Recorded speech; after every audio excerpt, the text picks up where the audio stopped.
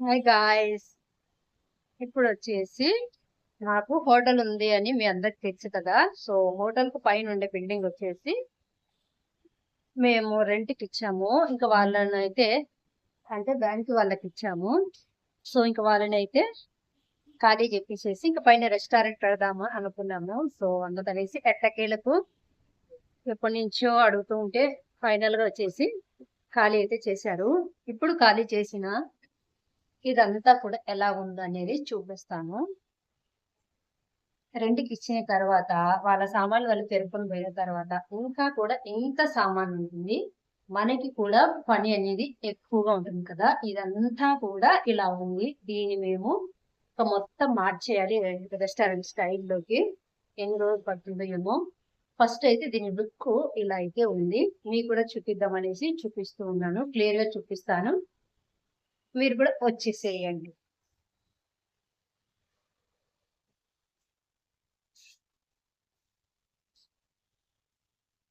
అంటే నేను కూడా చాలా ఇయర్స్ నుంచి ఇక్కడ ఉండారు. కాకపోతే నేను కూడా ఇదే ఫస్ట్ టైమ్ అండి లోపలికి రావడము. నేను కూడా ఫస్ట్ టైమ్ మీతో పాటు నేను కూడా ఇప్పుడే ఫస్ట్ టైమ్ అయితే చూస్తున్నాను. నాకు కూడా తెలియదు ఇట్లా ఉంటుంది అనేసి. చాలా ఇయర్స్ నుంచి ఉండారు ఇక్కడ. ఇక ఫైనల్‌గా మాకు కింద స్పేస్ అనేది ఇరకటం అయితంది. అండ్ అందులోనూ ఇంకా పైన కూడా ఇంకా కొంచెం పెంచుకుందాము అనేసి రెస్టారెంట్ స్టైల్‌లో అయితే దీనంతా కూడా మార్పిడైతే చేసేసేయాలి. సో ఇక్కడైతే ఇట్లా ఉంది. ఫైనల్ అవుట్‌పుట్ రెడీ అయిన తర్వాత ఎలా ఉంటుందనేది కూడా చూపిస్తాను. సో ఇది మొత్తం వర్క్ అంతా అయిపోయిన తర్వాత న్యూ రెస్టారెంట్ ఎలా ఉందనేది కూడా అప్‌కమింగ్‌లో చూపిస్తాను. Hi guys! ఇదొచ్చేసి సెకండ్ ఫ్లోర్ అండి. కిందొచ్చేసి మామూలు నార్మల్‌గానే ఉంటుంది. ఏసీ అలా అయితే సౌకర్యం ఉండదు. సో, వచ్చిన వాళ్ళందరూ కూడా ఏసీ కావాలి, ఫ్యామిలీస్ కూర్చుండేటట్టుగా, కంఫర్టబుల్‌గా ఉండేటట్టుగా వాళ్ళకంటూ ఒక ప్రైవేట్ ప్లేస్ కావాలని చాలా ఫ్యామిలీస్ వచ్చినప్పుడు అడుగుతూ ఉంటారు. ఇంకా అందుకనేసి మాకైతే ఇంక ప్లాన్ ఉండే. ఇంక పైన ఎలాగో రెంట్‌కిచ్చాం కదా! వాళ్ళని ఖాళీ జెప్పిచ్చేస్తే పైన కూడా రీమోడల్ చేసేసుకొని ఇంకా బిజినెస్‌ని పెంచుకోవచ్చు కదా! అని అనిపించింది. అందుకనేసి పనులైతే స్టార్ట్ చేశాము. ఈ రెంట్స్‌కి ఇవ్వడం పెద్ద తలకాయ నొప్పండి. ఎందుకంటే చూస్తున్నారు కదా మీరే. ఎంత లాభం ఉంటుంది, అంత నష్టం కూడా ఉంటుంది. ఇదంతా కూడా ఇప్పుడు మనమే క్లీన్ చేసుకోవాలి.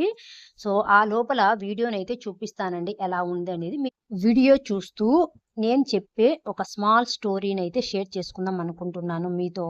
ఇది నేను ఎప్పుడో విన్నానండి. అది ఎప్పటినుంచో నా మైండ్‌లోనే ఉండిపోయింది. ఈ రోజొచ్చేసి ఫైనల్‌గా మీతో అయితే షేర్ చేసుకుంటాను.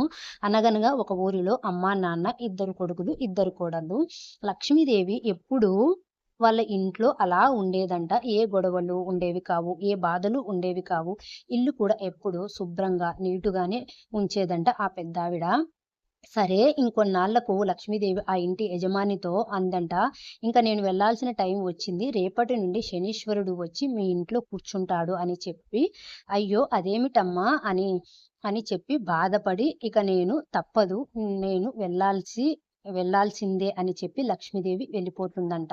ఎంత బాధపడ్డ ఆ యజమాని నెక్స్ట్ డే శనీశ్వరుడు వచ్చి కూర్చుంటాడు. ఆ రోజు వంట చేస్తూ అత్త పెద్ద కోడలితో చెప్తుందంట, "ఉప్పు వేయడము మర్చిపోయాను కూరలో, వెళ్లి వేయమ్మా" అని.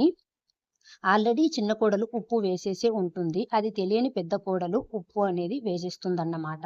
ఇంతలో పెద్దాయన భోజనం ముందు కూర్చొని ఉప్పు బాగా ఎక్కువైంది అని చెప్పి తెలుసుకొని, శని ప్రభావము మొదలైనట్టుంది మా ఇంటి పైన, మా కుటుంబం పైన అని తెలుసుకొని, అలా ఏమీ అనకుండా సైలెంట్‌గా అన్నం తినేసి వెళ్ళిపోతాడంట.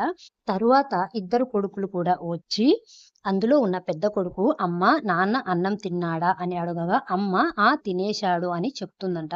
అప్పుడు వాళ్ళ ఇద్దరు కొడుకులు కూడా ఏమీ అనకుండా తినేసి వెళ్ళిపోతారంట.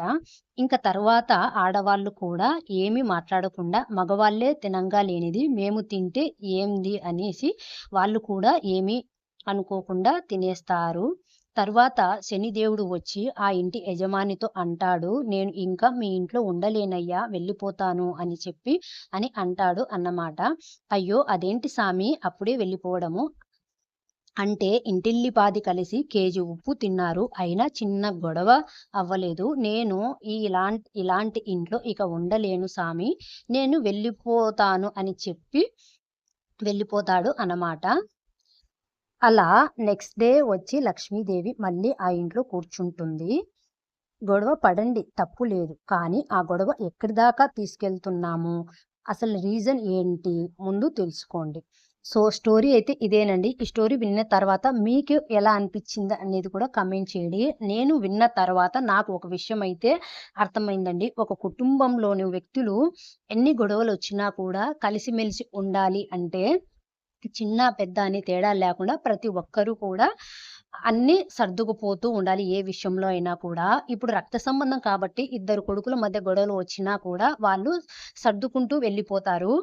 కాకపోతే కోడళ్ళు బయట నుంచి వచ్చిన వాళ్ళు కదా! వేరు వేరు ప్రాంతాల నుంచి వచ్చింటారు.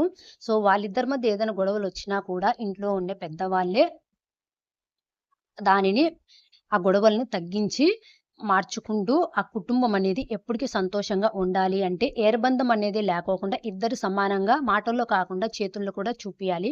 వాళ్ళ మాటలకు, వాళ్ళ ఆలోచనలకు, వాళ్ళ సలహాలకు కూడా మనం కూడా విలువనిస్తే వాళ్ళు కూడా మనకు విలువ ఇస్తారు. మనం ప్రేమను పంచితే వాళ్ళు కూడా ప్రేమనే పంచుతారు. సో, ఏదేమైనా సరే ఇంట్లో అందరూ కలిసిమెలిసి ఉండాలి అంటే ఒకరి మధ్య ఒకరికి అండర్‌స్టాండింగ్ అనేది